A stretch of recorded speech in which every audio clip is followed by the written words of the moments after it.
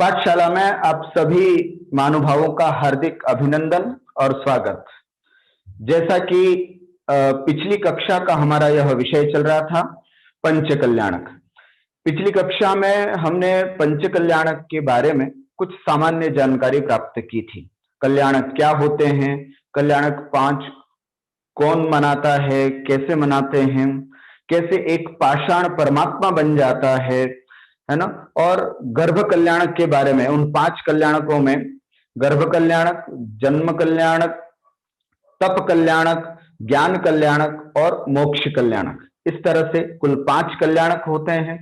उन पांच कल्याणकों में भी गर्भ कल्याणक के बारे में भी हमने पढ़ा था, जिसमें देखा था कि किस तरह से माता को 16 स्वप्न आते हैं, कैसे देवियां उनकी सेवा करती हैं और किस तरह से सभी आते हैं और उनकी सेवा करते हैं और किस तरह से क्या बोलते हैं रत्नों की वृष्टि होती है, आदि आदि।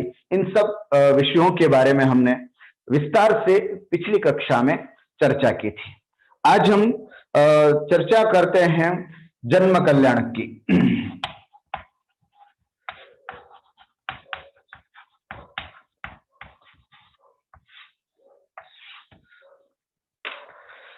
जन्म कल्याणक, मैं आपको इसके बारे में बताऊं उसके पहले जन्म से रिलेटेड तीन शब्दों का प्रयोग प्रायः करते हैं: जन्मदिन, जन्म जयंती और जन्म कल्याणक, है ना। जन्मदिन, जन्म जयंती और जन्म कल्याणक, तीन शब्दों का प्रयोग हम करते हैं। जन्मदिन किसे कहते हैं? जन्मदिन हम और आप जैसे सामान्य लोग जो आए दिन बर्थडे मनाते हैं, है ना। एक सामान्य इंसान को जो जन्म हुआ था और उसको याद करके जो कार्य हम अपना फंक्शन करते हैं, वो जन्मदिन होता है। जन्म जयंती महापुरुषों की मनाई जाती है, जैसे साधु संतों की मनाई जाती है, या फिर कोई हमारे लौकिक संसार में जो महापुरुष हुए हैं उनकी मनाई जाती है, तो उन सबके जन्म जयंती होती है। जन्मदिन और जन्म जयंती से भी एक ऊंची चीज होती है, वो होती है जन्म कल्याणक। प्रायः महावीर जयंती के नाम से प्रसिद्ध है, बल्कि वह होना चाहिए महावीर जन्म कल्याणक महोत्सव। हम सब महावीर जयंती कहते हैं, वस्तुतः महावीर जयंती नहीं बोलना चाहिए, बल्कि हमें ये कहना चाहिए महावीर जन्म कल्याणक महोत्सव, क्योंकि जयंती में और कल्याणक में अंतर है। कल्याणक, जैसे हमने पिछली कक्षा से जाना था कि कल्याणक शब्द केवल मात्र तीर्थंकरों से संबंधित है। इसका प्रयोग यहां तक कि सामान्य केवलियों के लिए भी नहीं किया जाता है। कल्याणक मतलब होता है उत्सव, सेलिब्रेशन। या फिर दूसरा अर्थ यह है कि जिनका जन्म ही कल्याण के लिए होता है, अर्थात जिनका जन्म ही समस्त तीन लोक के प्राणियों के लिए कल्याण के लिए होता है, उसे हम कहते हैं जन्म कल्याण। मेरा बर्थडे हो तो मैं कभी भी नहीं बोलूंगा कि मेरा आज जन्मदिन है, जन्म जयंती है या जन्म कल्याणक है ना। कल्याणक शब्द केवल मात्र तीर्थंकरों के लिए ही प्रयोग किया जाता है। तो आइए देखते हैं तीर्थंकरों के जन्म कल्याणक जब होते हैं तो क्या क्या विशेषताएं होती हैं। मैंने आपको पिछली बार कक्षा में बताया था, पंच कल्याणक में जो आजकल हम सब देखते हैं उनमें एक अंतरंग क्रिया और एक बहिरंग क्रियाएं होती हैं। अंतरंग क्रियाओं में जो मंत्र आदि दिए जाते हैं प्रतिष्ठाचार्यों के द्वारा, वो तो होता ही है। उसके अलावा बहिरंग में हम पंडाल पर बहुत सारी क्रियाएं देखते हैं। बहुत सारी बातें आप मेरे बोलने से पहले अपने पंच कल्याणकों में देखी होगी, तो उससे आपको जरूर समझ में आ जाएगी। अब मैं आपसे ये चर्चा करना चाह रहा हूं कि क्या क्या होता है भगवान के वास्तविक जन्म कल्याणक में, क्या क्या स्थितियां बनती हैं, वो क्रमशः आज हम समझते हैं। तो देखिए, सबसे पहली बात कि भगवान का जन्म हुआ, इसका ज्ञान किस किस को कैसे होता है ना। किस किस को कैसे होता है, कैसे पता चलता है कि भगवान का जन्म हुआ।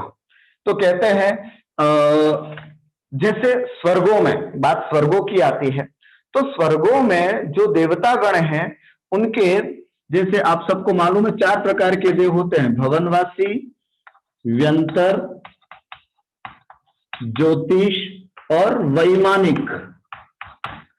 भवनवासी, व्यंतर, ज्योतिष और वैमानिक 4 प्रकार के देव होते हैं।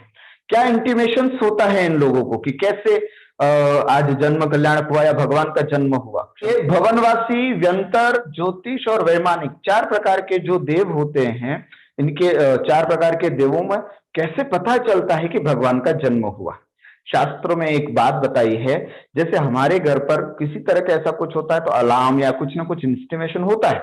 अब वहां कैसे होता है, तो कहते हैं कि भवनवासी के भवनों में शंखनाद होता है ना, शंख की आवाज होती है, इस तरह की आवाज होती है ना। व्यंतरों में भेरी, है ना, भेरी नाद होता है।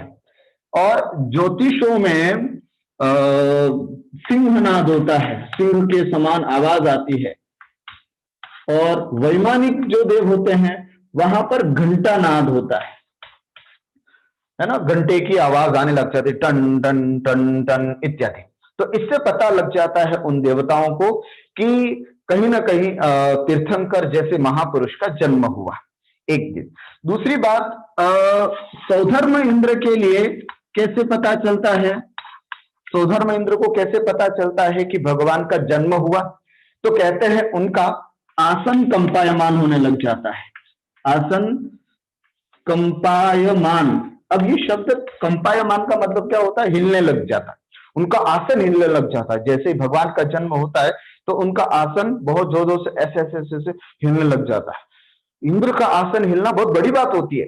फिर इंद्र तत्काल अपने अवधि ज्ञान से जानते हैं, तो उनको पता चलो हो, है ना, भरत क्षेत्र में अयोध्या नगरी में भगवान का जन्म हो चुका है। फिर 7 हाथ आगे जाकर के उनको पूरा साष्टांग नमस्कार करते हैं। तो इस तरह से इनके यहां पर इस तरह से पता चलता है। उसके अलावा सबसे बड़ी बात जो सबको पता चलता है पूरे 3 लोक के लिए, शांति और सुख का अनुभव। तीर्थंकरों का जन्म जैसे ही होता है, 3 लोक के समस्त जीवों को शांति का अनुभव होता है। मनुष्यों के मन में भी शांति और सुख की अनुभूति होती है।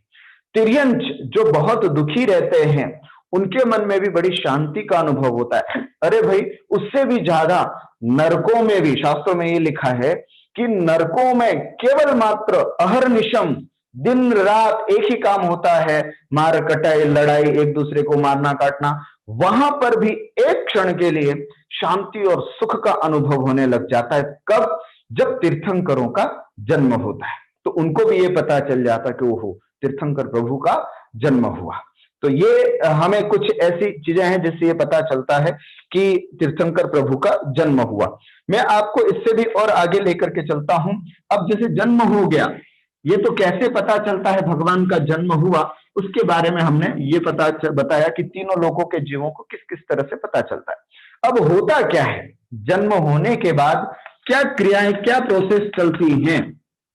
अभी भगवान का जन्म हुआ, माता को भी नहीं मालूम, पिताजी को भी नहीं मालूम, नगरवासियों को भी नहीं मालूम, है ना।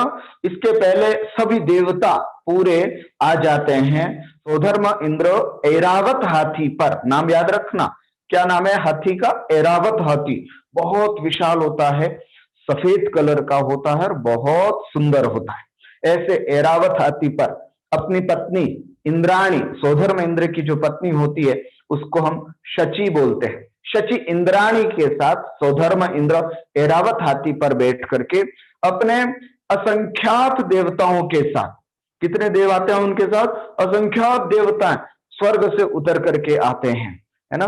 और 12.5 करोड़, है ना, 12.5 करोड़, 12.5 करोड़ वाद्य यंत्रों को बजाते हुए आते हैं। वाद्य यंत्र, है ना, 12.5 करोड़ वाद्य यंत्रों को बजाते हुए, गाजे बाजे के साथ जय जयकार करते हुए वे सभी तीर्थंकर के जन्म कल्याण को मनाने के लिए सब देव उतर करके, प्रायः सभी देव उतर करके आ जाते हैं और बड़े महोत्सव के साथ उनका यह जन्म कल्याणक मनाया जाता है। जय जयकार करते हैं, सब लोगों को पता चल जाता है। फिर उसके बाद, है ना, देवता तो बड़े फुर्तीले होते हैं, सभी लोग जल्दी से उतर करके आ जाते हैं। आए, नगरी में आने के बाद, है ना, घर में प्रवेश किया।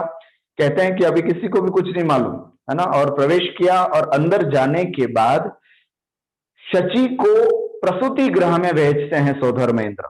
सौधर्मेंद्र बाहर खड़े हो जाते, शची को अंदर भेजते हैं और इंद्राणी मतलब सौधर्मेंद्र की इंद्राणी को अंदर भेजते हैं और कहते हैं कि जाओ तीर्थंकर बालक को लेकर के आओ, हम उनको देखेंगे और उनका अभिषेक करेंगे।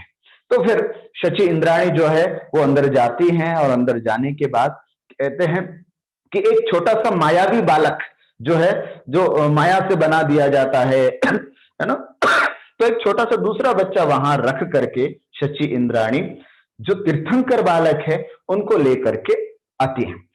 क्यों रखना पड़ा ये? इसलिए कि कदाचित माँ की नींद खुल जाए तो कहीं ऐसा ना हो कि माँ ढूंढे और घबरा जाए कि मेरा पुत्र कहाँ गया। इसलिए शास्त्रों में बताया जाता है कि वो मायावी बालक वहां रख दिया जाता है, जिससे कि ये पता रहे कि हाँ कोई ना कोई है, माता को ये ध्यान रहे। शची इंद्राणी देख करके बड़ी प्रसन्न हो जाती है, उस बच्चे को बड़ी खुश हो जाती है, बड़ी आनंदित होती है। अरे उससे भी ज्यादा आनंद बाहर जब सौधर्म इंद्र को दिखाने के लिए ले जाती है तो कहते हैं कोई चीज बहुत अच्छी होती है ना तो अपन पूरी आंखें फाड़ फाड़ के देखते, अरे यार कितना सुंदर कितना अच्छा, ऐसे। तो सौधर्म इंद्र के पास आंखें फाड़ने की आवश्यकता नहीं है। वो क्या करते हैं, अपनी आंखों को अपनी विक्रिया से, अपनी रिद्धि से, अपने विक्रिया से और ज्यादा आंखें बना देते हैं और कहते हैं हजारों आंखें बना करके, 1000 आंखें बना करके है ना उस बालक को देखते हैं और बड़े खुश होते हैं, बड़े आनंदित होते हैं कि वाह कितना सुंदर बालक है, कितने अच्छे हैं ये। इस तरह से उनको देख मतलब उनका मन नहीं भरता है उस सुंदर बालक को, सर्वांग सुंदर होते हुए ऐसे सर्वांग सुंदर तीर्थंकर बालक को देखते हैं, निहारते हैं। और उसके बाद फिर ऐरावत हाथी पर बिठा करके उनको जन्माभिषेक करके ले जाते हैं। तो आइए फिर उसके बाद क्या होता है, सौधर्म इंद्र का आगमन और देवों का आगमन और उसके बाद जन्माभिषेक।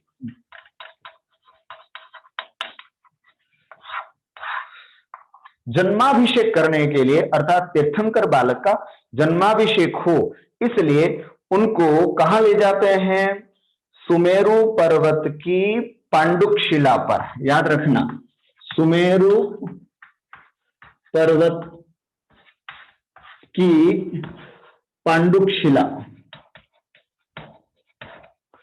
पांडुक शिला, पांडुक शिला पर ले जाते हैं। क्या होती है ये, इस तरह से सुमेरु पर्वत होता है, मान लीजिए है ना, एक एग्जांपल बता रहा हूं, सुमेरु पर्वत है ना, ऐसे सुमेरु पर्वत के बिल्कुल ऊपर एक पांडुक शिला होती है। इस पांडुक शिला पर, सुमेरु पर्वत है ना, कुल 5 पर्वत बड़े बड़े हैं हमारे यहाँ पर है ना, सुदर्शन, विजय, अचल, मंदर और विद्युन्माली आदि 5 हैं। तो सुदर्शन में कहें या सुमेरु पर्वत बोले, दोनों एक ही बात है। तो ऐसे सुमेरु पर्वत जो हमारे इसमें जम्बू द्वीप में है, वहां ले जाते हैं सौधर्मेंद्र, सभी देवताओं के साथ जाते हैं और फिर यहां ला करके उनका अभिषेक करने के लिए उनको यहां पर विराजमान करते हैं। कैसे अभिषेक करते हैं और किससे अभिषेक करते हैं, तो कहते हैं क्षीर सागर,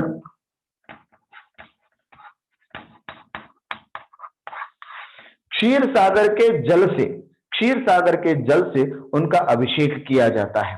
क्या विशेषता होती है इस क्षीर सागर के जल की? 2 विशेषताएं होती है।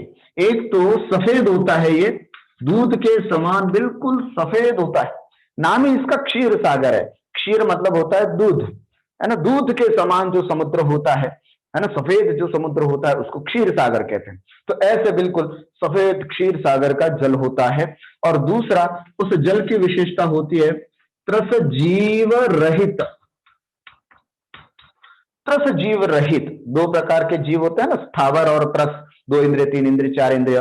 जैसे हम कहते हैं ना कि हमारे अपने जल में जब छानते नहीं है तब तक उसमें असंख्यात त्रस जीव होते हैं, छानने के बाद उस जीवों को निकाला जाता है। तो वो त्रस जीव उसमें नहीं होते हैं क्षीर सागर के जल में। ऐसे अच्छे पवित्र शुद्ध जल से भगवान का जन्माभिषेक करते हैं। कैसे करते हैं, तो आपको ध्यान होना चाहिए, सभी देव ऐसे लास्ट, यहाँ समुद्र मान लीजिए क्षीर सागर का समुद्र है, तो इस तरह से समुद्र मान लीजिए पूरे चारों तरफ समुद्र होता है, तो चारों तरफ समुद्र होता है, एक से एक करके सब देवता लाइन बना करके ऐसे खड़े हो जाते हैं और पास करते जाते हैं, है ना, घड़े को पास करते जाते हैं और धीरे धीरे धीरे करके वो घड़ा यहां तक पहुंचता है। और फिर उसके बाद उनका जन्माभिषेक प्रारंभ होता है।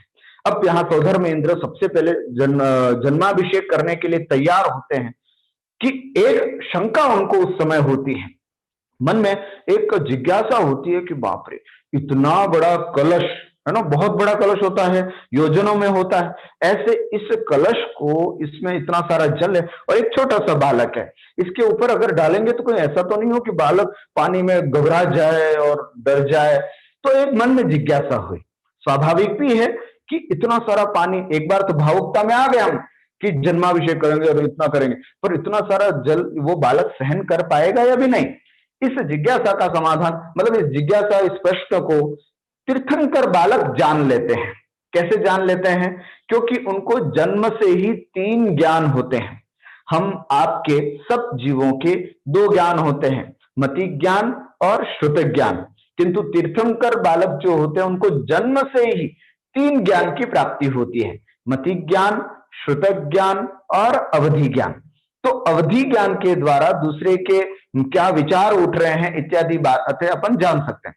तो सौधर्मेंद्र क्या विचार कर रहा है वो तीर्थंकर बालक को पता चल गया। उन्होंने सोचा कि वो शायद मेरी शक्ति पर इनको थोड़ा सा संदेह है। तो आइए क्या करते हैं, फिर तीर्थंकर बालक जो है वो पैर के अंगूठे से थोड़ा सा दबाते हैं। तो जैसे ही दबाते हैं ना, तो पूरा वो सुमेरु पर्वत जो होता है, ये पूरा सुमेरु पर्वत वो हिलने लग जाता है, हल्का सा ऐसे मिलने लग जाता है। तुरंत झट से सौधर्मेंद्र को ध्यान में आता है कि गलत, मुझे इस तरह से शंका नहीं करनी चाहिए, ये तो अतुल्य बल के धारी होते हैं, इनको इस पानी से भी कोई प्रभाव नहीं पड़ेगा। तो ऐसे जन्माभिषेक करना चाहिए, मुझे निस्संदेह से जन्माभिषेक करना चाहिए। फिर बड़ी खुशी के साथ, ठाट बाट के साथ सभी देवता मिलकर के वहां उनका जन्माभिषेक करते हैं। उसके बाद जन्माभिषेक प्रारंभ हो जाता है, जन्माभिषेक सभी कर भी लेते हैं। और कितने कलशों से जन्माभिषेक होता है? तो कहते हैं 1008 कलशों से, 1008 कलशों से उनका जन्माभिषेक सभी लोग बड़े ठाट के साथ, है ना, बड़े गीत के साथ, बड़े आनंद के साथ उनका जन्माभिषेक करते हैं। और उसके बाद फिर जैसे ही जन्माभिषेक हो जाता है, फिर जन्माभिषेक के बाद में जैसे ही वो इंद्राणी जो होती है या इंद्र आदि जो होते हैं, वे जैसे उस बालक को उठाते हैं और उठाने के बाद उनको फिर वापस साफ करते हैं, अपने देवोपनीत, देवो मतलब स्वर्गों से लाए गए वस्त्रों से उनको साफ करते हैं व्यवस्थित। और जैसे ही साफ करते हैं तो दाहिने पैर के अंगूठे में, है ना, राइट लेग के अंगूठा जो होता है, उस अंगूठे के अग्रभाग पर, यहाँ जैसे दाहिना लेग बता रहा हूं मैं, तो दिखाने के लिए आपको हाथ दिखा रहा हूं, पर ये लेग है ऐसा समझिएगा। तो दाहिने पैर के अंगूठे में यहां चिन्ह बना हुआ होता है, वो जो चिन्ह होता है, वो चिन्ह फिर उनको तीर्थंकर बनने के बाद घोषित किया जाता है, अर्थात उनकी प्रतिमा के नीचे लगाने के लिए। बात समझ में आई? तीर्थंकर जब बन जाते हैं, लोग उनकी प्रतिमाएं बनाने लग जाते हैं, तब वो चिन्ह जो उनको दाहिने पैर के अंगूठे पर दिखाई दिया था, वो चिन्ह उस समय घोषित कर दिया जाता है। इस चिन्ह से संबंधित एक तो समस्या या जिज्ञासा हम सब लोगों के बीच में होती है, क्योंकि कई बार ऐसा होता है ना कि आदिनाथ भगवान या फिर महावीर भगवान पूर्व भाव में सिंह थे इत्यादि थे, तो इसलिए उनका चिन्ह ये रखा गया, उनका चिन्ह ये रखा। भगवान पारशनाथ का सर्प से कहीं ना कहीं संबंध था, इसलिए उनका चिन्ह सर्प रखा गया। नहीं, ये बिल्कुल इस तरह की कोई धारणा नहीं है, समझना। ये तो बस उस अंगूठे के उस स्थान पर जो चिन्ह था, वो चिन्ह उनके लिए रख दिया जाता है। उनके किसी पूर्व भाव से संबंधित या किसी भी तरह से संबंधित हम ये कल्पना नहीं कर सकते हैं। अन्यथा ऐसा होता तो कुछ चिन्ह ऐसे हैं जो जड़ हैं, जो पुद्गल हैं, जैसे वज्रदंड हुआ, जैसे स्वस्तिक साथिया हुआ, जैसे कलश हुआ, तो फिर हम कैसे कह सकते हैं कि इस तरह का बात हो। तो एक बात तो आपको चिन्हों से संबंधित यही समझनी चाहिए कि वह चिन्ह जो है उनका पूर्व भाव या किसी भी तरह से संबंध नहीं होता है, बस एक सामान्य रूप से उनके वह चिन्ह रख दिए जाते हैं। ये चिन्ह क्या हमें याद होना जरूरी? बिल्कुल 100% हमको याद करना जरूरी है। हम अपने भगवान की प्रतिमा को पहचानेंगे कैसे? जब हम मंदिर जाते हैं तो मंदिर जाने के बाद कौन से भगवान हैं, हमें कौन सा अर्घ बोलना है, ये हमें कैसे पता चलेगा? उनकी कैसी जय जयकार करनी है।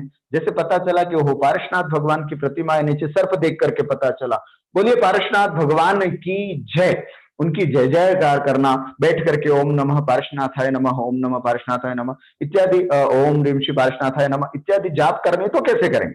इसलिए हम सबको 24 तीर्थंकरों के नाम और उनके चिन्ह बहुत अच्छी तरह से याद होने चाहिए।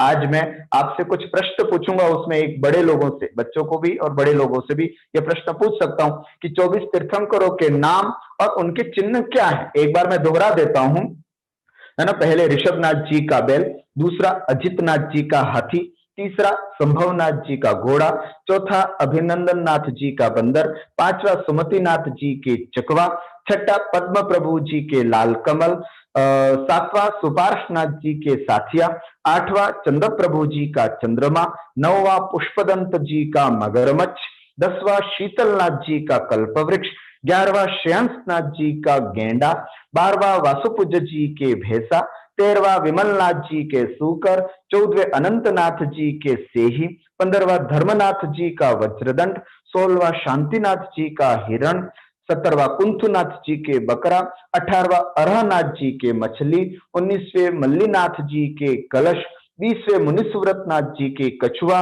21वें नमीनाथ जी के नीलकमल, 22वें नेमीनाथ जी का शंख, 23वें पार्श्वनाथ जी का सर्प और 24वें महावीर स्वामी का सिंह। इस तरह से 24 तीर्थंकरों के नाम और उनके चिन्ह आप सबको याद करना ही चाहिए और दिमाग में बिठा के रखना चाहिए। बच्चों को तो याद करना ही है, जो बच्चे यहाँ बैठे हुए हैं उन सबको 24 तीर्थंकरों के नाम और चिन्ह याद होने चाहिए। ठीक है, तो वो चिन्ह रखने का प्रोसेस जो है वो कहाँ होता है। कोई पूछा जाए स्वधर्म इंद्र मतलब भगवान के चिन्ह कौन और कैसे रखते हैं, तो आपको पूरा उत्तर यही देना है कि भगवान जन्म कल्याणक में स्वधर्म इंद्र जब पांडुक सुमेरु पर्वत की पांडुक शिला पर जन्माभिषेक करते हैं, उस दौरान उनके दाहिने पैर के, भगवान के दाहिने पैर के अंगूठे में जो चिन्ह होता है वो चिन्ह उस समय तीर्थंकर भगवान का रख दिया जाता है और बाद में जब प्रतिमाएं विराजमान की जाती है तो वो चिन्ह अंकित किया जाता है। कुछ प्रतिमाएं ऐसी भी होती हैं जो चिन्ह रहित होती है। मंदिरों में जब हम देखते हैं कुछ प्रतिमाएं ऐसी भी होती है जिसमें किसी प्रकार का चिन्ह नहीं होता है, तो कहते हैं वैसी प्रतिमाएं जो होती हैं वो सिद्धों की प्रतिमाएं होती है या फिर सामान्य केवली की प्रतिमाएं हो सकती है, लेकिन तीर्थंकर भगवान की जो प्रतिमा होगी वो तो चिन्ह सहित ही होती है। इस तरह से यहाँ पर जैसे ही उनके रख दिया जाता है, घोषणा कर दी जाती है कि इस भगवान का अब ये चिन्ह है, उसके बाद सब अभिषेक का कार्य संपन्न हो जाता है और इंद्राणी सहन शची जो है वो उनको अच्छे से धीरे धीरे सजा करके, है ना, और फिर उनको वस्त्र पहना करके और फिर उनको ले जाती है। वस्त्र पहनाने के बाद शास्त्रों में, पुराणों में यह भी लिखा है कि छोटा सा काला टीका भी इंद्राणी लगाती है। इसका मतलब जो हम बच्चों को लगाते हैं काला टीका, वो आज की परंपरा नहीं है, बहुत प्राचीन परंपरा है कि तीर्थंकर बालक को भी काला टीका लगाया जाता था। तो इस तरह से वह बच्चे को पूरा वस्त्र आदि पहना करके और फिर उनको ले जाते हैं। बालक इंद्राणी जो है वो बालक को वापस धीरे से ले जा करके वहीं रख देती है और फिर उसके बाद वह बाहर आ जाती है। और इसके साथ एक चीज और आपको समझना है कि जन्माभिषेक के हो जाने के बाद सभी देवतागण जो हैं वो उनके 1008 नामों से वंदना करते हैं, है ना। 1008 नामों को उच्चारण करके उनका स्तवन करते हैं उस समय, है ना। भगवान के 1008 नाम होते हैं। आपने एक स्तोत्र का नाम सुन रखा होगा, जिन सहस्त्र नाम स्तोत्र, है ना, जिसमें संस्कृत में है ये, जिसमें सभी भगवान के 1008 नामों को बताया गया है। तो सभी देवतागण जो होते हैं वो भगवान के इस तरह से नामोच्चारण करते हैं और बहुत अच्छी तरह से उनकी वंदना और स्तुति करते हैं। इस प्रकार हमने देख लिया कि किस तरह से माता पिता को देखे, अभी दर्शन भी नहीं किए, उसके पहले उस तीर्थंकर बालक को ले जाकर के बहुत अच्छी तरह से उनका जन्माभिषेक किया गया। अब मैं आपको कुछ बातें और बताता हूं। अब जैसे वो बालक आ गया, घर पे आ गया, घर पे रहने लग गया, अब कुछ बातें ऐसी हैं जो हमें आज जाननी चाहिए कि बालक का जैसे जन्म हुआ, जन्म होने के बाद उनकी फिजिकल विशेषताएं क्या होती हैं, क्या हमारे और आपके जैसे ही होते हैं वे, क्या क्या उनकी, है ना, हमारे हमारे बच्चों का जन्म होता है तो उनमें क्या होता है, और तीर्थंकर बालक के होते हैं तो उनमें क्या विशेषताएं होती हैं, वो भी इस जन्म कल्याण के संदर्भ में हमको जाननी चाहिए। जैसे सबसे पहली विशेषता, है ना, वो बालक जैसा भी होगा उसके किसी भी प्रकार के मलमूत्र नहीं होगा, अर्थात उनके शरीर में किसी भी प्रकार का मल, है ना, अर्थात उनको नहीं जाना पड़ता है आदि, है ना, मूत्र करने के लिए, मल आदि विसर्जन करने के लिए उनको नहीं जाना होता है, अर्थात वे आहार तो करते हैं लेकिन निहार नहीं होता।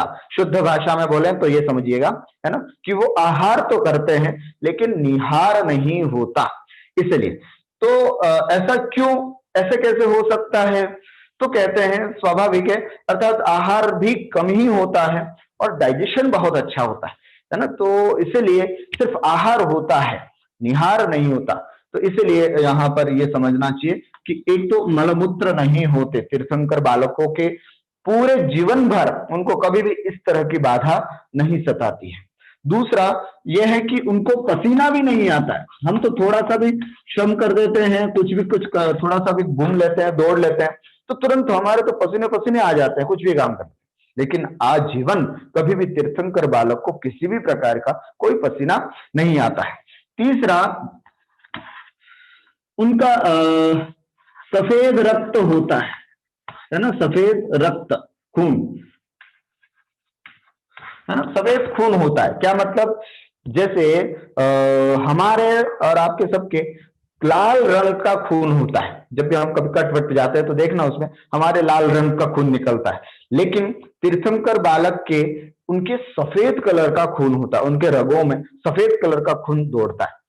इसके पीछे ये तर्क दिया जाता है विद्वानों के द्वारा कि जिस तरह से माता का वात्सल्य अपने बच्चे के प्रति होता है, तो जैसे बच्चे का जन्म होता है कि माता के स्तनों में अपने आप दूध आने लग जाता है, इसके पीछे कारण सिर्फ यही है कि उसका अपने बच्चे के प्रति प्रेम और वात्सल्य। ठीक उसी प्रकार तीर्थंकर का संपूर्ण तीन लोक में जितने भी जीव हैं उन सबके प्रति वात्सल्य और उन सबके प्रति विशेष अपार प्रेम होता है। इस कारण से न पूरे शरीर में उनका खून ही सफेद हो जाता है, ऐसा विद्वान लोग तर्क देते हैं। तो ठीक है, इसलिए उनके सफेद खून होता है, ये हमारे नहीं होता है, उनके ही होता है। चौथी बात, वज्र वृषभ नाराज सहनन, उनके, ध्यान से सुनना, वज्र वृषभ नाराज सहनन होता है। क्या होता है वज्र वृषभ नाराज सहनन? तो कहते हैं नसों का जाल, हड्डी और किल,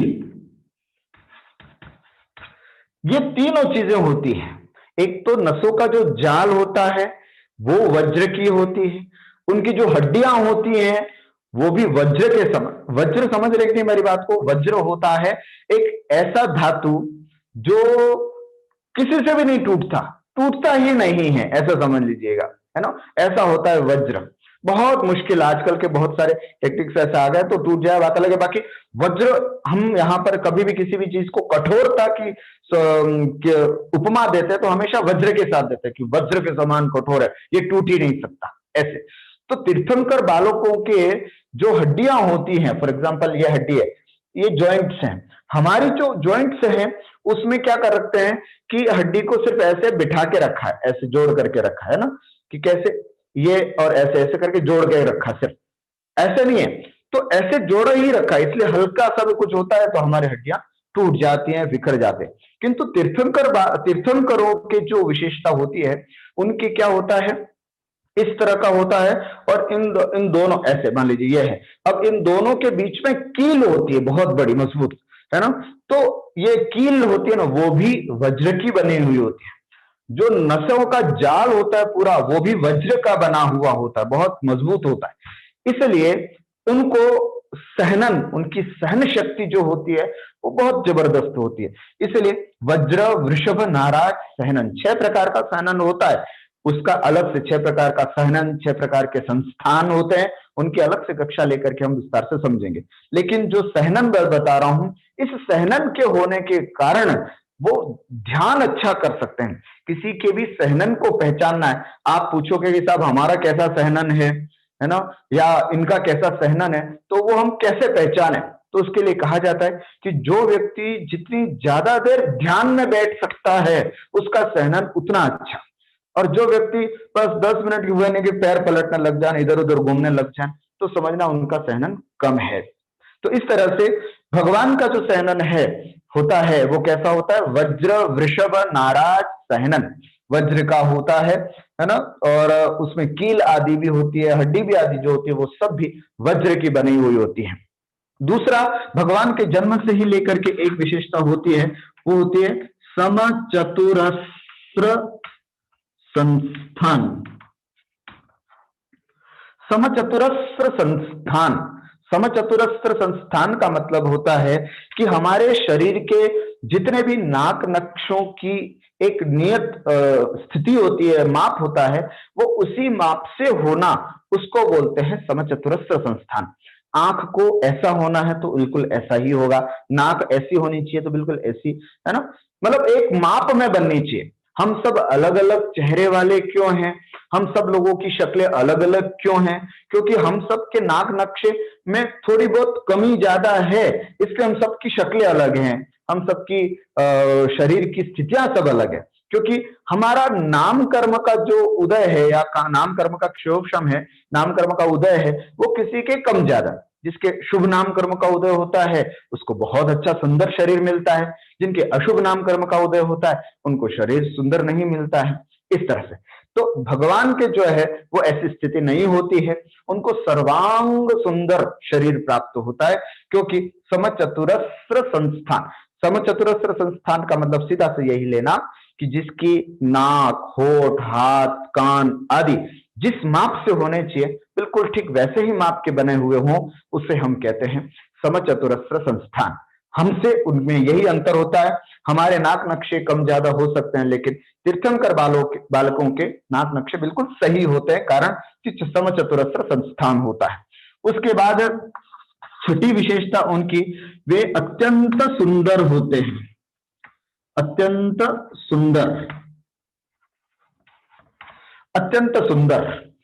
कई बार क्या होता है, कई लोगों के सब नाम नक्शे भी सब ठीक होते किंतु वो सुंदर नहीं होते। एक अद्भुत लावण्य जो होता है, एक सौंदर्य जो होता है वो उनके अंदर नहीं होता है ना। तो यहां पर वे अत्यंत सुंदर होते हैं, इसका मतलब ये अंदर से भी सुंदर होते हैं, बाहर से भी सुंदर होते हैं, है ना। कई लोग सुंदर दिखाई देते हैं, बहुत अच्छे दिखाई देते हैं, लेकिन उनके पास जाने का मन नहीं होता है, उनसे बातचीत करने का मन नहीं होता है, कारण कि वे बाहर से केवल फिजिकल सुंदर होते, अंदर से सुंदर नहीं होते। लेकिन तीर्थंकर बालक जो होते हैं, बाहर से समचतुर संस्थान होने के कारण तो सुंदर होते ही हैं, अंदर से उनके भाव भी दूसरों लोगों के प्रति अच्छे होने के कारण वे अंदर बाहर दोनों तरफ बहुत सुंदर होते हैं। उसके बाद है 7वां बिंदु, ये हमारे में से और तीर्थंकर भगवान के शरीर में क्या अंतर होता है वो बातें मैं आपको बता रहा हूं। उसके बाद 7वीं विशेषता जो हमने अभी जन्माभिषेक में सुनी थी, अत्यंत बल होता है, बहुत बलशाली होते हैं। जैसे अपन ने देखा ना, सुमेरु पर्वत, बाप रे, 1,00,000 योजन, 1,40,000 योजन, इतना ऊंचा सुमेरु पर्वत बहुत बड़ा होता है, उसको भी मात्र अंगूठे से हिलाने की क्षमता जिसके अंदर हो, भला उनके बल की बात क्या कहना। तो इसलिए उस तीर्थंकर बालक को जन्म से ही इतनी शक्ति प्राप्त होती है कि अत्यंत बल उनके अंदर होता है, जिसकी वजह से वो कुछ भी कहीं पे भी कैसा भी कुछ कर सकते हैं, लेकिन वे कभी भी किसी का अशुभ नहीं करते। यही विशेषता होती है। देखो, बल होने के बावजूद भी दूसरों का बुरा करने का भाव न आए तो उसे कहते हैं क्षमा भाव, है ना। कई लोग बिना बल के ही दूसरों को अगर क्षमा करते तो कोई बड़ी बात नहीं, किंतु आपके पास धन बल आदि सब होता है, उसके बावजूद भी आप दूसरे को फॉरगिव करते हैं, तो वो सबसे बड़ी बात होती है। तीर्थंकर बालकों के भी बल होता है, बहुत अत्यंत बल होता है, और उनके शरीर में 1008 लक्षण होते हैं। लक्षण बोले या चिन्ह बोले एक ही बात है ना। उनके शरीर में 1008 लक्षण होते हैं, अर्थात पूरे शरीर में इस तरह के लक्षण होते हैं। कैसे लक्षण होते हैं, है ना। जैसे हम आपको बताते हैं, आपने शांति पाठ में पढ़ते होंगे, कभी आप लोग शांति पाठ करते होंगे। लखन 108 विराजे, लखन 108 विराजे। 108 लखन, लखन माने लक्षण। तीर्थंकर बालक के शरीर में 108 लक्षण होते हैं। कैसे लक्षण होते हैं, ये लक्षण मुख्य लक्षण होते हैं। मुख्य लक्षण, मुख्य या मुख्य लक्षण ऐसे समझिएगा। किस तरह के होते हैं ये लक्षण, जैसे श्रीवत्स का चिन्ह होना है ना, या फिर जैसे कलश हुआ, या फिर चंद्रमा हुआ, सूर्य हुआ, शंख हुआ, है ना, गदा हुआ। इस तरह के बड़े बड़े थोड़े मतलब थोड़े अच्छे होते हैं। ऐसे 108 लक्षण होते हैं। पता है, इन्हीं 108 जो चिन्ह होते हैं, जो लक्षण होते हैं, उनमें से जो चिन्ह, जो लक्षण दाहिने पैर के अंगूठे में होता है, वही उनको चिन्ह रख दिया जाता है। तो इसका मतलब यह मत समझना कि केवल दाहिने पैर के अंगूठे में ही चिन्ह होता है, जी नहीं। उनके चिन्ह सर्वांग में होते हैं। 108 तो बड़े बड़े होते हैं, है ना। 108 तो बड़े बड़े। एक दिन हम भी बैठे बैठे देख रहे थे, तो हमारे हथेली में भी एक स्वस्तिक का चिन्ह है, थोड़ा सा अगर ध्यान से देखते हैं तो स्वस्तिक का चिन्ह बना हुआ है। खैर, ये तो अपन ने कोशिश की तब जा करके पता चला, लेकिन ऐसे बॉडी पर होते हैं तो क्या खराब नहीं लगते, नहीं, बड़ी सुंदरता है ना, बड़े सुंदर लगते हैं, बड़े अच्छे लगते हैं। बस उसी को फॉलो करते हुए आजकल के लोग टैटू लगाते हैं, कई कई अलग अलग कलर के, कुछ उस तरह से वो विजिबल होते हैं, बड़े बुरे लगते हैं मेरी भाषा में। लेकिन फिर भी कुछ लोगों के बहुत शौक होता है, वो लगाते हैं। परंतु भगवान के जो चिन्ह होते हैं वो उनकी सुंदरता को बढ़ाने वाले होते हैं, उनके शरीर में चार चांद लगा देते हैं। तो 1008 लक्षण है, जिसमें से 108 लक्षण जो होते हैं वो तो बड़े होते हैं, मुख्य लक्षण होते हैं, और 900 जो होते हैं वे छोटे छोटे होते हैं। जैसे तिल होना, मसूरी का होना, है ना, ऐसे छोटे छोटे चिन्ह होते हैं। तो ये सामान्य लक्षण बोलते हैं इनको, सामान्य लक्षण। इस तरह से उनके संपूर्ण शरीर में 1008 चिन्ह बालक के जन्म से ही, है ना, लास्ट तक उनके शरीर में होते हैं, जो उनकी शरीर की सुंदरता को बढ़ाने वाले होते हैं। उसके बाद एक चीज और समझिएगा, 8 हुए। उसके बाद उनका शरीर जो होता है वो बहुत सुगंधित होता है, सुगंधित शरीर। बाय नेचर उनके शरीर में सुगंध आती है। कोई किसी तरह का डिओ वगैरह यूज नहीं करते, है ना, या कोई विशेष प्रकार का साबुन प्रकार का यूज नहीं करते, लेकिन उनके शरीर की अब बाय नेचर ही ऐसी विशेषता होती है कि उनके पास जाने वाले लोग महक जाते हैं कि वाह कितनी अच्छी खुशबू, शानदार खुशबू है इसकी। तो इस तरह से उनका शरीर बहुत सुगंधित होता है। और 10वीं विशेषता होती है कि सबसे अच्छी विशेषता होती है हित, मित और प्रिय बोलते हैं। भगवान के शारीरिक सौंदर्य में कोई सुंदरता हम प्राप्त करना चाहते हैं, हम अपने जीवन में भी उतारना चाहते हैं, तो ये वाला गुण तो हम उतार ही सकते हैं। भगवान के बाय नेचर होता है, लेकिन हम कोशिश करें तो इसको प्राप्त कर सकते हैं। अर्थात भगवान जो है, तीर्थंकर बालक हैं, वो बचपन से ही किसी के बारे में कुछ भी बोलेंगे ना, हितकारी ही बोलेंगे, है ना। कुछ भी, माता आज इसके साथ ये हुआ, आज ये बात हुई, जो भी बोलेंगे वो हितकारी होगा। कम बोलेंगे, बड़बड़ बड़बड़ बड़ करने वाले नहीं होंगे, और प्रिय बोलेंगे, है ना। कुछ बालक होते हैं ना, कुछ बच्चे ऐसे होते हैं, बड़े प्यारे होते हैं, बहुत अच्छे लगते हैं, वो बोलते भी हैं तो बड़ा अच्छा लगता है। तो तीर्थंकर बालकों की भी यही विशेषता होती है, इतने प्यारे होते हैं कि वो उनके मुंह से निकलने वाले शब्द बिल्कुल हित मित प्रिय होते हैं। न केवल तब तक, बड़े हो जाने के बाद भी ये उनकी विशेषता बनी रहती है। तो इस तरह से 10 विशेषता उनकी शारीरिक विशेषताएं हुई, फिजिकल विशेषताएं। इसको अगर हम दूसरी भाषा में कहें तो हम ये भी कह सकते हैं कि जन्म के 10 अतिशय, ऐसा भी कह सकते हैं। भगवान के 34 अतिशय होते हैं।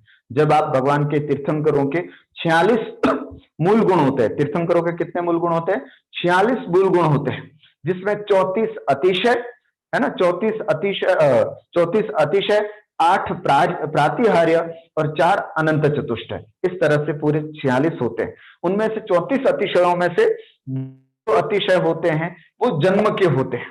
तो जन्म से ही उनको ये चमत्कार मिलता है, वो 10 ये विशेषताएं होती है जो उनके जन्म से ही उनको प्राप्त होती है।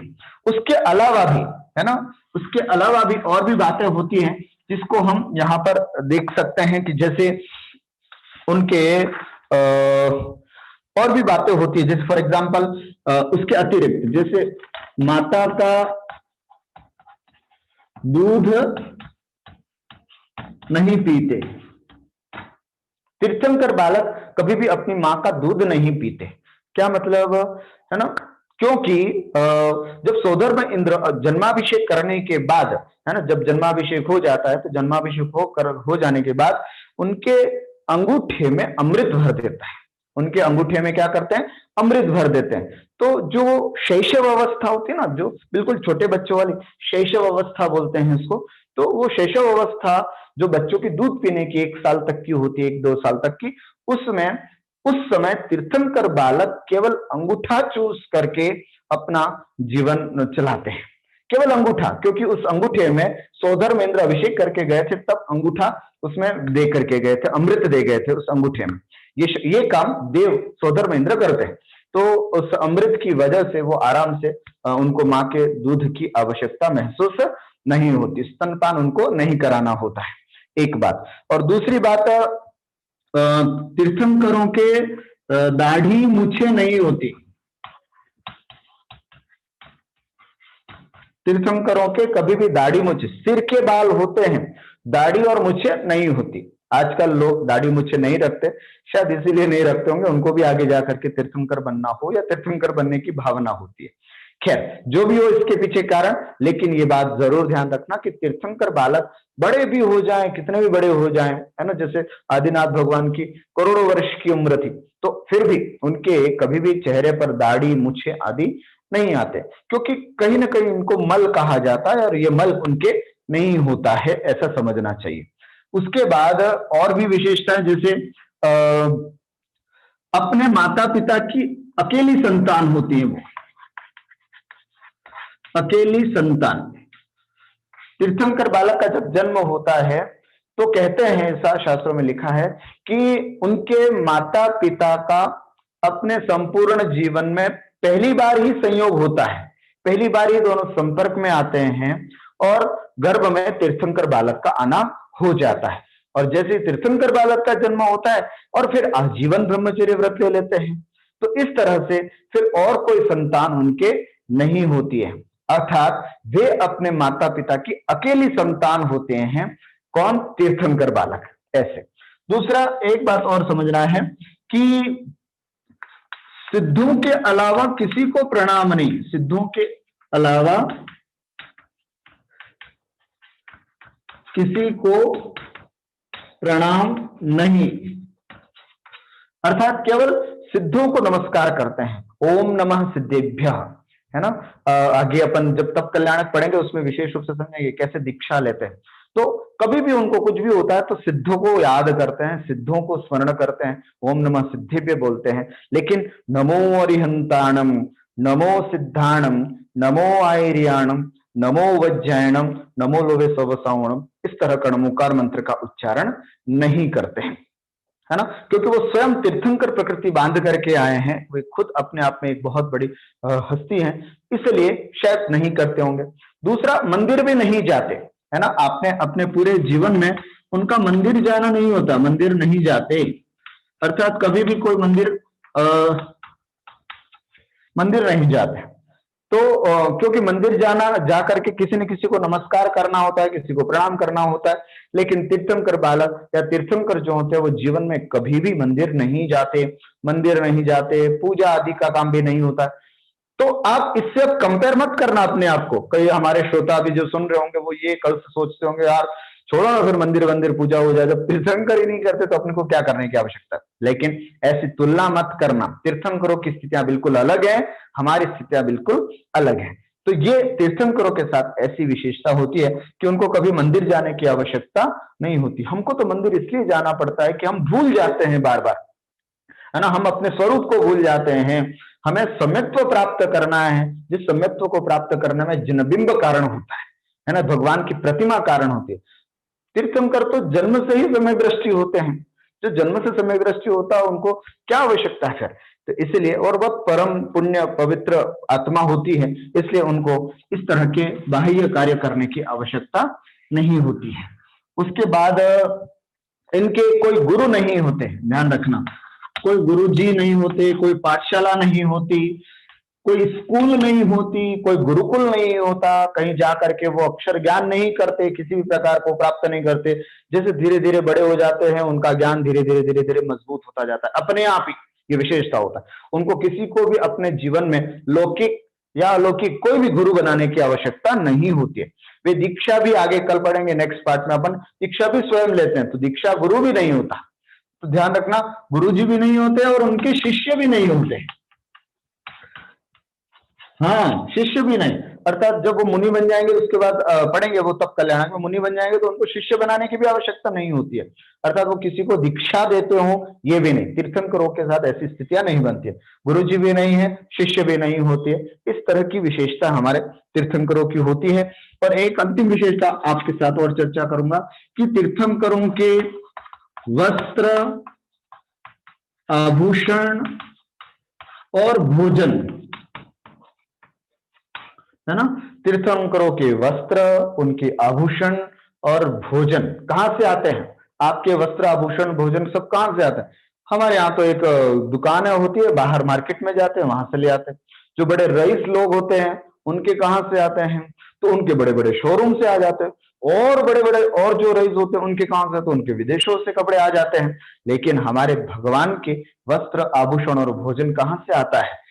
स्पेशल स्वर्गों से आता है। जब तक वो जीते हैं तब तक स्वर्गों की ये ड्यूटी लगाई जाती है देवताओं की, कि भगवान के वस्त्र, आभूषण आदि जो है वो आपको पहुंचाना। तो भगवान के वस्त्र, आभूषण और भोजन जो है वो स्वर्गों से स्पेशल, है ना, स्पेशल पूरे जब तक रहते हैं, जब तक उनकी आयु चलती है तब तक ये तीनों चीजें जो है वो स्वर्गों से ही आती हैं। तो ऐसा हम सबको ध्यान रखना है। तो अब जैसे ये बातें होगी, एक साथ में आज के इस पाठ के साथ मैं आपको एक चीज और याद कराना चाहता हूं।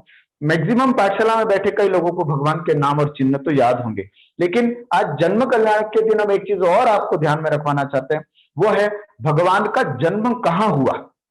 कौन कौन से तीर्थंकर का जन्म कहां हुआ? आप में से बैठे हुए कई लोगों को याद भी होगा जो देख रहे होंगे, लेकिन कई लोगों को याद नहीं है, उनको याद करना है। 24 तीर्थंकरों के नाम और चिन्ह तो याद होते हैं, लेकिन उनके जन्म स्थान याद होने चाहिए। मोक्ष स्थान भी सबको याद है, लेकिन जन्म स्थान में कई लोग गड़बड़ कर देते हैं। पहला ऋषभनाथ, दूसरा अजितनाथ, तीसरा संभवनाथ, चौथा अभिनंदन, पांचवा सुमतिनाथ, छठा पतन प्रभु, सातवां सुपारेश, आठवां चंदा प्रभु जी, नौवां पुष्पदन, 10वां शीतलनाथ, 11वां शयननाथ, 12वां वासुपूज्य, 13वां विमलनाथ, 14वां अनंतनाथ, 15वां धर्मनाथ, 16वां शांतिनाथ, 17वां कुंथुनाथ, 18वां आरनाथ, 19वां मल्लीनाथ, 20वां मुनीश्वरत, 21वां नमीनाथ, 22वां नमीनाथ, 23वां पारसनाथ और 24वां महावीर स्वामी। ये 24 तीर्थंकर आपके सामने हैं। 24 तीर्थंकरों के नाम आपके सामने, ऐसा समझ लीजिएगा। कम समय में मैंने इसको यहां पर ये लिखा है। अब कौन से तीर्थंकरों का जन्म कहां होता है, ये भी आज इस जन्म कल्याण के दिन हमको जानना जरूरी है। तो वैसे इसके पीछे शास्त्रोक्त नियम क्या है, पहले ये समझते हैं, उसके बाद फिर ये भी देखते हैं। शास्त्रोक्त नियम यह है कि सभी तीर्थंकरों का जन्म अयोध्या में होता है, और सभी तीर्थंकरों का मोक्ष जो है वो समय शिखर जी से होता है। ये नियम है ना। 24 तीर्थंकरों का जन्म अयोध्या में और 24 तीर्थंकरों का निर्वाण अर्थात मोक्ष जो है वो समय शिखर से होता है, होना चाहिए। लेकिन मैंने आपको काल चक्र का जब पाठ पढ़ा था, अपन ने देखा था कि अभी जो काल चक्र चल रहा है वो हुंडावसर्पणी काल चल रहा है। कौन सा चल रहा है? हुंडावसर्पणी काल। तो हुंडावसर्पणी काल में ये हो जाता है कि कुछ चीजें गड़बड़ा गई हैं, कुछ चीजें डिस्टर्ब हो गई हैं। इस कारण से सभी तीर्थंकरों का जन्म अयोध्या में न हो करके कहीं अन्यत्र हुआ। तो इसलिए देखिए, आज हम इसलिए हमारे लिए ये ध्यान करना जरूरी है कि किनका जन्म कहां और किनका मोक्ष कहां। तो अयोध्या में सर्वाधिक तीर्थंकरों का जन्म हुआ। सरलता से याद करने के लिए आपको बताता हूं, 1 2 4 5 14, 1 2 4 5 14, अर्थात पहला ऋषभनाथ भगवान का जन्म अयोध्या, दूसरा 2 अजितनाथ भगवान का भी जन्म अयोध्या, चौथा पर 1 2 4 5, चौथा अभिनंदन नाथ भगवान का भी जन्म अयोध्या, और पांचवा सुमतिनाथ भगवान का भी जन्म अयोध्या। 1 2 4 5 14, 14वें तीर्थंकर जो है अनंतनाथ भगवान, उनका भी जन्म जो है वो अयोध्या में हुआ। क्यों जानना जरूरी है इन तीर्थंकरों की जन्म स्थली? कहते हैं जो तीर्थ क्षेत्र होते हैं ना, वो तीर्थ क्षेत्र इसी को कहते हैं जहां भगवान का निर्वाण होता है, वो सिद्ध क्षेत्र हो गया। लेकिन तीर्थ क्षेत्र जहां भगवान का जन्म हुआ हो या जहां भगवान ने दीक्षा ली हो आदि सबको हम तीर्थ क्षेत्र कहते हैं। जब हम यात्रा करने जाते हैं तो कई तीर्थ क्षेत्रों की यात्रा करते हैं। जो फरती यात्रा करते हैं ना, सब जगह जाते हुए यात्रा करते हैं, उनकी लिस्टों में इन सब के नाम होते हैं, लेकिन पता नहीं होता है कि हम क्यों कर रहे हैं यात्रा। इसलिए आपको ध्यान रहे कि कौन से कहां हम अयोध्या तो जाते हैं, लेकिन पता नहीं कि अयोध्या क्यों जाते हैं, है ना। पूरी दुनिया अयोध्या में राम मंदिर और अपनी मस्जिद के लिए लड़ रही है लेकिन उनको ये नहीं पता कि वास्तविक अयोध्या तो जैनों की बखोती है। वास्तविक जैनों की ही मूल भगवान आदिनाथ स्वामी के जन्म से लेकर के है। लेकिन विवाद से क्या फायदा। ऐसे अयोध्या में हमारे भी अपने मंदिर बने हुए हैं बहुत अच्छे से। तो ऐसे अयोध्या में 5 तीर्थंकरों का जन्म हुआ है, एक बात। दूसरा, 3 तीर्थंकरों का जन्म हस्तिनापुर में हुआ है। कौन कौन से? 16 17 18। 16वें शांतिनाथ भगवान हस्तिनापुर, 17वें कुंथुनाथ भगवान हस्तिनापुर, 18वां कुंथुनाथ 18वें अरहनाथ भगवान का भी हस्तिनापुर। ठीक हो गया, 18वें अरहनाथ भगवान का भी हस्तिनापुर। अब साथ में 18 तक आए हैं तो हम 19 और 21 भी करते चलते हैं। देखो याद करने का तरीका बता रहा हूं, साथ में 19 और 21 भी करके चलते हैं। 19वें मल्लीनाथ और 21वें नमीनाथ। तो 19वें मल्ली के म से आपको याद रखना है मिथिला। क्या याद रखना है? मिथिला। तो 19वें मल्लीनाथ का जन्म स्थान मिथिला है, 21वां का भी मिथिला। मिथिला कौन सा? जहां सीता का जन्म हुआ था, है ना। मिथिला की पुत्री जनक, राजा जनक की पुत्री सीता जो थी मिथिला की थी। तो ऐसे मिथिला, बिहार के आसपास का जो प्रदेश है वो मिथिला, वहां जन्म हुआ था हमारे 2 तीर्थंकरों का, 19वें मल्लीनाथ और 21वें नमीनाथ भगवान का। साथ में जब 21 तक आ जाते हैं तो हम 23 को भी करके चलते हैं। 23वें और 7वें ये 2 तीर्थंकर हैं जिसको आप सब अच्छी तरह से जानते हैं। 23वें तीर्थंकर जो है हमारे पार्श्वनाथ भगवान हैं, उनका जन्म बनारस भी जाते हैं। जब हम यात्रा करने जाते हैं तो बनारस में पार्श्वनाथ भगवान का और सुपार्श्वनाथ भगवान का, नाम सरल है आपको जल्दी से याद हो जाएगा।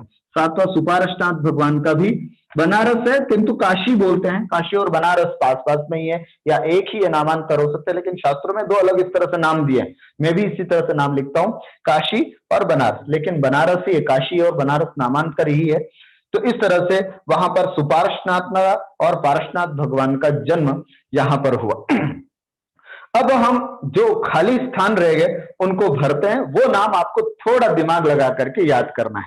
मुझे उम्मीद है जब तक मैं अपनी कक्षा सब पूरी करूं तब तक कोई ना कोई तो ऐसा होगा जो मुझे पूरे नाम, है ना, सुनाएगा। तो देखिएगा, सबसे पहले संभवनाथ भगवान, संभवनाथ भगवान का श्रावस्ती।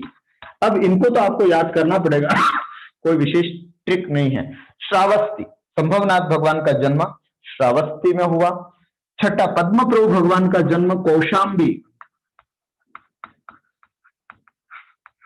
कौशाम्बी, है ना, कौशाम्बी में जन्म लियो है इत्यादि अपन पढ़ते हैं आरती में।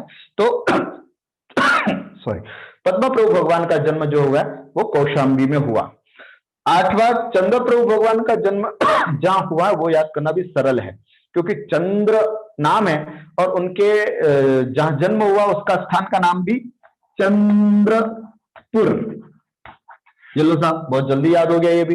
चंद्रप्रभु भगवान का जन्म चंद्रपुर हुआ। लीजिए, ये पूरे 8 तो कंप्लीट हो गए। 9वां, पुष्पदंत भगवान का जन्म काकंदी।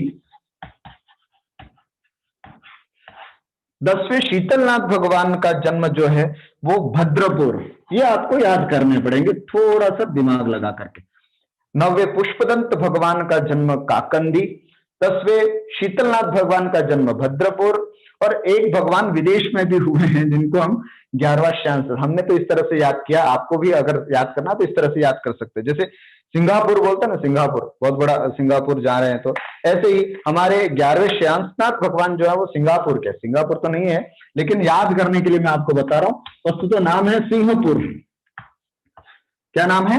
सिंहपुर। सिंहपुर के श्यांशनाथ भगवान का जन्म हुआ।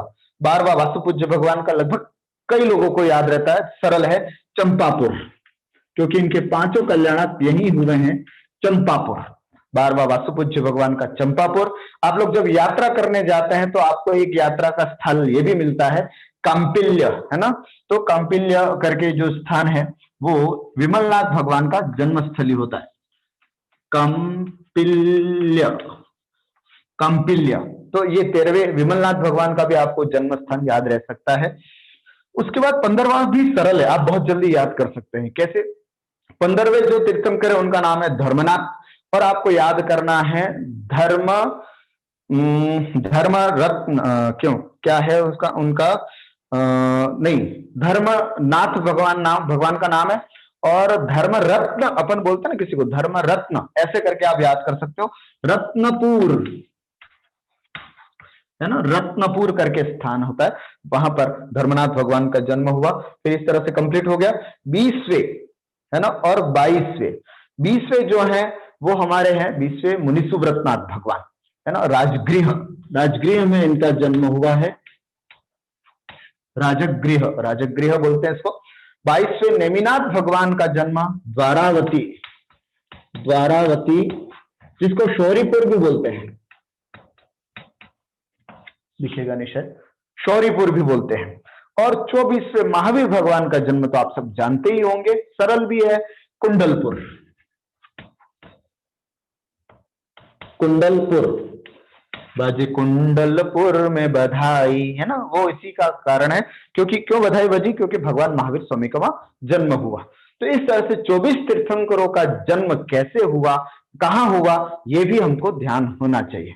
तो आज इस जन्म कल्याण के महोत्सव में आज जो हमने पूरा पाठ पढ़ा है, उस पूरे पाठ का सारांश सिर्फ इतना ही है कि जो महापुरुष होते हैं उनके जन्म को सभी लोग बहुत अच्छी तरह से गाजे बाजे के साथ मनाया करते हैं। एक चीज मुझे और ध्यान आ रही है कि ये बात तो हो गई, लास्ट में फिर अपना वो राजकाज करते हैं, क्योंकि जन्म कल्याण का मतलब होता है केवल जन्म होने तक की बात नहीं है, जन्म से लेकर के दीक्षा तक की पूरी बात इसमें बतानी होती है।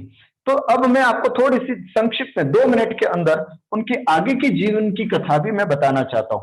अर्थात तीर्थंकर बालक जब बड़े हो जाते हैं, धीरे धीरे बड़े होने लग जाते हैं, फिर उनका विवाह का समय आता है, तो फिर विवाह करने के लिए केवल कहते हैं कि 5 तीर्थंकर ऐसे थे जो बाल ब्रह्मचारी रहे।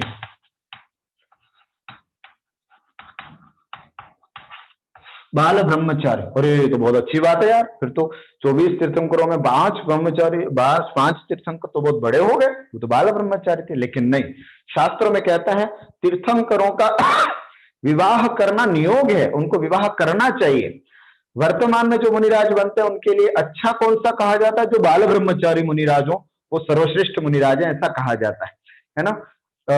लेकिन तीर्थंकरों के लिए उल्टा है, तीर्थंकरों के लिए कहा जाता है कि जो गृहस्थ होकर के गए हैं वो अच्छी बात है। अरे 5 तीर्थंकर बालयती हुए हैं, वो तो हुंडाव सर्पणी काल का प्रभाव है जिसके कारण वो बाल ब्रह्मचारी रहे, ऐसा कहा जाता है। तो हमें यह भी ध्यान में रखना है कि 19 तीर्थंकर तो जो हैं उन्होंने विवाह किया, लेकिन 5 तीर्थंकर जो हैं वो बाल ब्रह्मचारी रहे। कौन कौन से हैं वो 5 तीर्थंकर? श्रीवासु पूज्य मलिनेम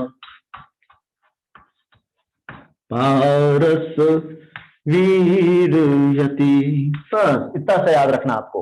ये पंक्ति अगर आप पूजा करते हो तो आपको ध्यान होगी पंचबालयति की पूजा। श्रीवासु पूज्य मलिनेम पारस वीरयति, अर्थात वासुपूज्य भगवान, मल्लीनाथ भगवान, नेमिनाथ भगवान, पारसनाथ भगवान और महावीर स्वामी, ये 5 तीर्थंकर जो थे वो बाल ब्रह्मचारी रहे, और बाकी सबों ने अच्छी तरह से विवाह किया, रीति विवाह की रीति जैसे होती है उस तरह से बड़े अच्छी तरह से उन्होंने विवाह किया और खूब अच्छी तरह से अपनी धर्म की प्रभावना की। उसके बाद जैसे ही कहते हैं कि वो अपना जो राज्य का जो संभाल रहे थे, तो इतना बड़ा विस्तार राज्य था, 32,000 मुकुटबद्ध राजा, 32,000 मुकुटबद्ध राजा जो थे वो उनके अधीन हुआ करते थे, है ना, उनके शासन में हुआ करते थे, उनकी चर्या को पालन करते थे, उनकी बात को, उनके अधिकारों को समझते थे। ऐसे कुल 32,000 मुकुटबद्ध राजा थे। यही तो जब तब कल्याणक होता है, तब यही सब वापस उनके वैराग्य की अनुमोदना आदि करने के लिए आते हैं। तो इस तरह से 32,000 मुकुटबद्ध राजाओं का होना भी उनके बहुत बड़े वैभव को सूचित करता है। तो आज तो केवल जन्म की बात थी, बड़े खुशी की बात थी कि भगवान का जन्म हुआ। हमें इससे क्या प्रेरणा मिलती है आज के पाठ से? पहली बात तो भगवान का जो जन्म हुआ वो बहुत गर्व की बात है हम सबके लिए, कि हम उनका जन्म कल्याणक नहीं देख पाए, लेकिन आज हम वर्तमान में मनाते हैं। वर्तमान में भी हमें जन्म कल्याणक मनाना चाहिए। जब हम मंदिर जाते हैं तो मंदिर में जैसे कई जगह तो लिखा रहता है मंदिरों में कि आज इन भगवान का जन्म कल्याणक है, आज इन भगवान का जन्म कल्याणक है, तो बाकायदा जिस भगवान का जिस दिन जन्म कल्याणक हो उस दिन मंदिर में जरूर जा करके भगवान का अर्घ आदि चढ़ा करके उनका विशेष रूप से गुणानुवाद जरूर करना चाहिए। दूसरे, आज के इस जन्म कल्याणक के पाठ से हमें यह बात भी सीखनी है कि हे प्रभु, जिस तरह से आपका जन्म कल्याणक मना, हमारा भी जन्म कल्याणक हो। किसी को बधाई दो किसी के जन्म दिवस के अवसर पर, तो उसको यही बधाई दो कि आपका जन्मदिन मुबारक हो। नहीं कहने की जरूरत नहीं, हैप्पी बर्थडे ऐसा भी कहने की जरूरत नहीं है। उसको केवल एक शुभकामना दो कि जन्मदिन तो बहुत मना लिए बेटा, अब आप अपने जीवन में जन्म कल्याणक बनाओ, ऐसा कुछ हो आपके साथ। तो ये भी एक आप ध्यान में रखें कि जन्म कल्याणक होना एक अपने जीवन में बहुत बड़ी बात होती है। तो एक जन्म कल्याणक भगवान के अर्घ चढ़ाना है। दूसरा, भगवान के जन्म कल्याणक का स्मरण करके हमें वैसा बनना है, हमें भी हमारा भी जन्म कल्याणक हो, ये भावना भी हमको जरूर करनी चाहिए। और तीसरी बात जो है वो भगवान के जन्म को स्मरण करते हुए हम ये भगवान से प्रार्थना करें कि हे प्रभु, मैं भी संसार के इस जन्म मरण के चक्कर को समाप्त करके मेरा भी एक दिन अच्छे से कल्याण हो। बस आज इतना ही। आज के पाठ से हम इतनी शिक्षा प्राप्त करते हैं, शेष आगे की पाठशाला में और सब कल्याणकों को हम देखेंगे। बस आज इतना ही। सबको खूब खूब जय जिनेन्द्र।